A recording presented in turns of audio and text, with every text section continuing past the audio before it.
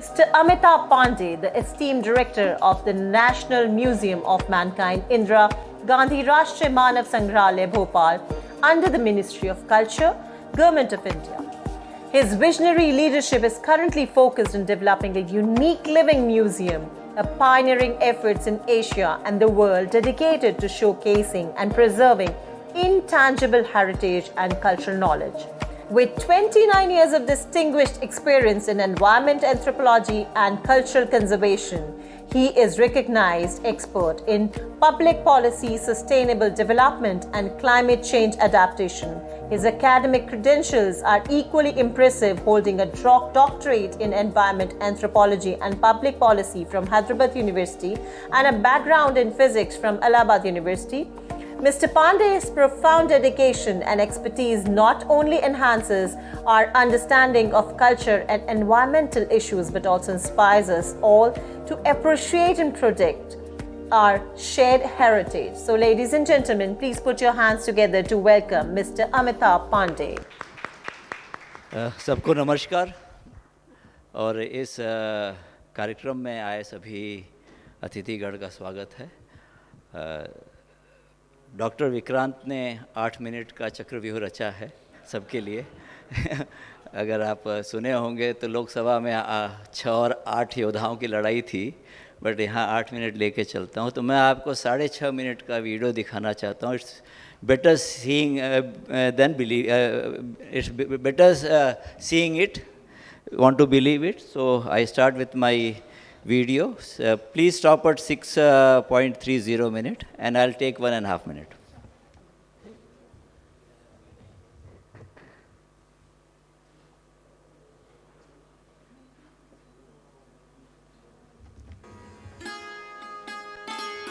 इंदिरा गांधी राष्ट्रीय मानव संग्रहालय संग्रहालयों की आम धारणा से अलग एक अनूठा विराट परिसर। धरती पर मानव के आगमन से लेकर उसकी विकास गाथा के स्वर्णिम अध्यायों और ज्ञान की परंपराओं को सहेजता एक संकल्पित संस्थान। सुरम्य वादियों के शहर भोपाल में 200 एकड़ में फैला यह संग्रहालय, जहां एक ओर गहन वैचारिक सोच का परिणाम है तो दूसरी ओर कुदरती सौंदर्य का नायाब नमूना। एक दिशा में पानीदार लहरों से उछाल मारता मन छूता भोपाल ताल, तो दूसरे छोर पर मानव द्वारा चित्रित गुफाओं और प्रादर्शों का कौतूहल भरा नजारा। 1977 में बहावलपुर हाउस नई दिल्ली में स्थापित और 1979 में भोपाल स्थानांतरित हुए इस संग्रहालय ने अपनी विकास यात्रा का पहला सोपान सन 1988 में पहली मुक्ताकाश प्रदर्शनी जनजाति आवास के लोकार्पण के रूप में तय किया। प्रदर्शनियों की यह अनोखी श्रृंखला आज भी जारी है। इसका सबसे महत्वपूर्ण पहलू है इनके निर्माण में सुदूर अंचलों के लोक और आदिवासी समुदायों की आत्मीय सहभागिता। जनजातीय आवास की भव्यता और लोकप्रियता से प्रेरित दूसरी मुक्ताकाश प्रदर्शनियों तटीय गांव, मरुग्राम, मिथकवीथी और हिमालय ग्राम का विकास भी क्षेत्रीय समुदायों की सहभागिता के साथ संभव हुआ है। एक और प्राकृतिक रूप से मौजूद शैलाश्रय इसकी ऐतिहासिकता और महत्व को सिद्ध करते हैं, तो दूसरी ओर लोक और जनजाति कलाकारों द्वारा अपने अपने ढंग से मिथकों का अनूठा प्रदर्शन करती मिथकवीथी और पास ही हिमालय की कठिन भौगोलिक परिस्थितियों के रहवासी विविध समुदायों के आवास प्रकार। संग्रहालय का उद्देश्य और गतिविधियां केवल प्रदर्शनियों तक ही सीमित नहीं है।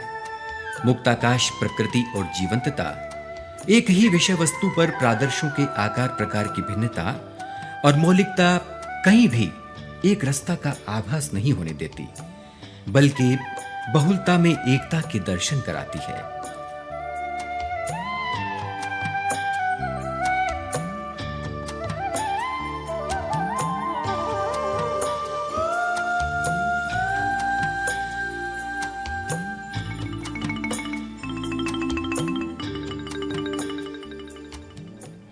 इस संग्रहालय में पूरे बरस आयोजित होने वाले समारोह उत्सवधर्मी चेतना और ऊर्जा का संचार करते हैं।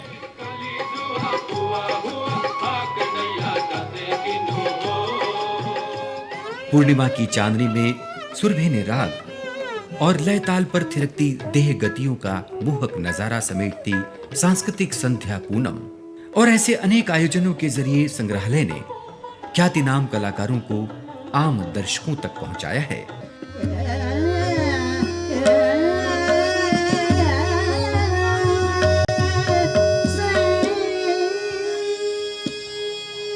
क्षेत्रीय संस्कृतियों की समारोह की श्रृंखला के अंतर्गत आयोजित सांस्कृतिक उत्सवों से स्थानीय लोगों ने सुदूर क्षेत्रों की परंपराओं को जाना और समझा है।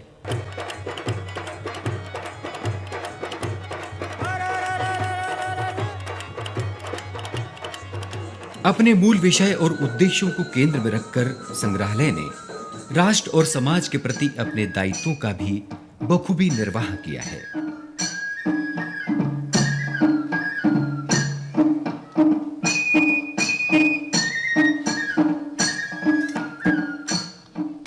शाश्वती सांस्कृतिक धरोहर के संरक्षण में महिलाओं की भूमिका को रेखांकित करता ऐसा आयोजन है जो परंपरा को बनाए रखने में अपने अपने स्तर पर कोशिश कर रही महिलाओं को मंच प्रदान करता है, अपना सम्मान प्रकट करता है।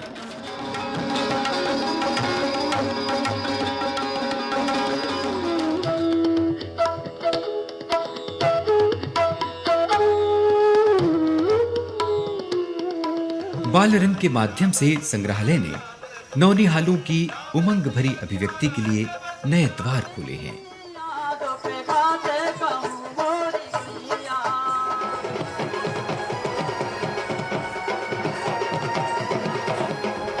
समाज के उस वर्ग को भी Thank you, because I asked my team to send a video of 5 minutes, they send it for 12 minutes. So the choice was for me, but you could get the glimpse of it. हमारा उद्देश्य basically जब आप लोग human resource की बात करें, जो सांस्कृतिक ह्यूमन रिसोर्स है समुदाय में, उसको कैसे जीवंत रखना, उद्देश्य ये है।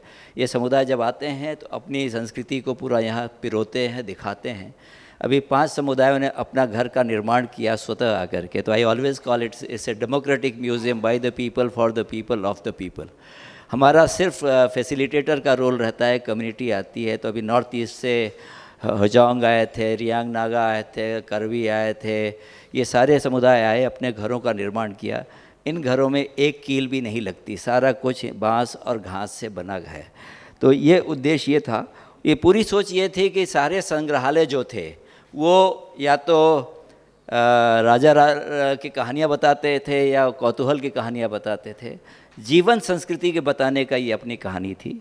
जैसे कि बताया है कि अभी एक मैं उस फंक्शन में था जहाँ एक बड़ा म्यूज़ियम की प्लानिंग चल रही है, तो फ्रांस का म्यूज़ियम कहते हैं 77,000 स्क्वायर मीटर, 77,000 स्क्वायर मीटर का, that is the largest in world. My museum is 7.90 lakh square meter. So it's a open air exhibition. All exhibitions are closed and it is only the open exhibition where AIQ is 25.